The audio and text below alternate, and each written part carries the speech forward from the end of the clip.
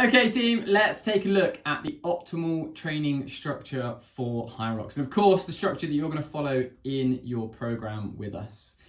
Now, this is a bird's eye view look at what that training structure looks like. And to come, there'll be more content on the individual phases that we'll go through. Gonna kick off, as I do with everything, with a big old caveat that optimal is relative for each of us. My training background, my current state of fitness and health, what else I have going on in life, the context, if you will, in which I'm training, is all going to have an impact on what optimal is for me, and that of course is going to be different to you.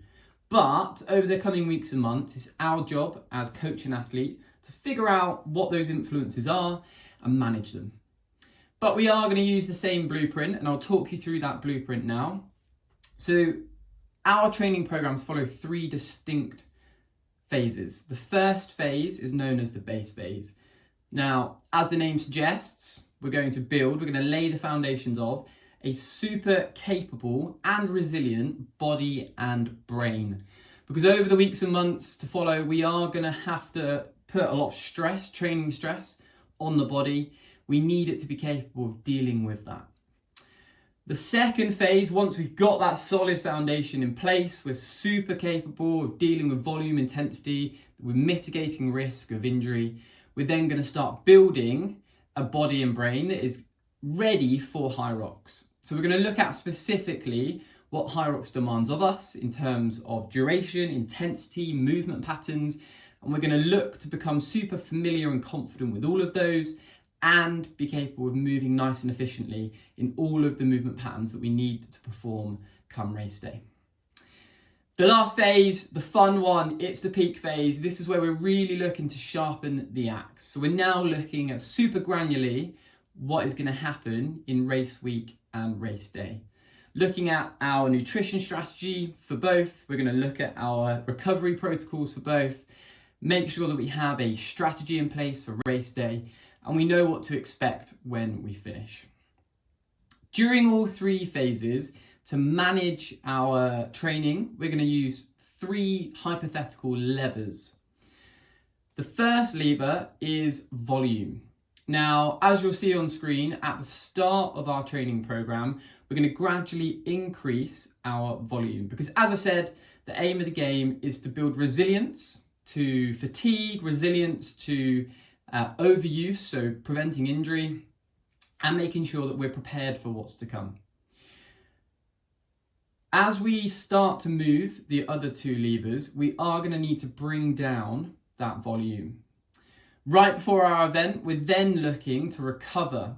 Whilst we are looking to keep the engine revved, that volume is going to have to come right down. And as you can see, that's considered later on in the peak phase. Intensity then, the fun bit, the one that everybody loves to do, is the complete opposite. So with volume super high, we need to, of course, consider that and keep intensity nice and low. This is going to prevent the body from effectively freaking out. So any unwanted hormonal changes will hopefully be mitigated. We're going to hopefully reduce the risk of injury by keeping the intensity lower whilst volume is high. Training is effectively a stress, so we need to manage that. But as those training adaptations take place, from the volume lever being nice and high, fully open if you will, we're then going to gradually start to increase the intensity and consider bringing that volume lever down, as you can see on screen. We are, of course, going to have what we call adaptation weeks. These are where we back off that intensity and volume to allow our body to, as the name suggests, adapt to the training, give our brain a little breathing room to absorb everything that's going on. But ultimately, that intensity will increase all the way up until race day. Last but not least, let's talk about Hyrox. So there is a very fancy principle known as the SAID principle. That is the specific adaptations of imposed demands. Really simply put, it is to get good at something, you need to practice it. Our specificity being Hyrox, we need to look at what the demands are of Hyrox and train specifically for them. But just like any sport, playing a match or racing is a skill in itself, and we need to learn the elements of the race before we mash them all together and go to match day, or in this case, race day.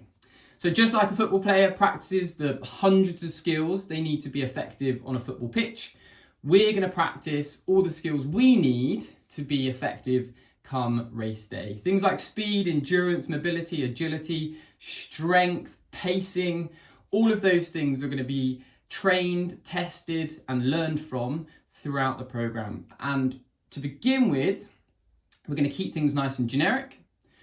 In that build base phase, we're going to focus on strength and endurance sessions, allow the body to become really strong and enable it to build an aerobic capacity that we can later use come race day.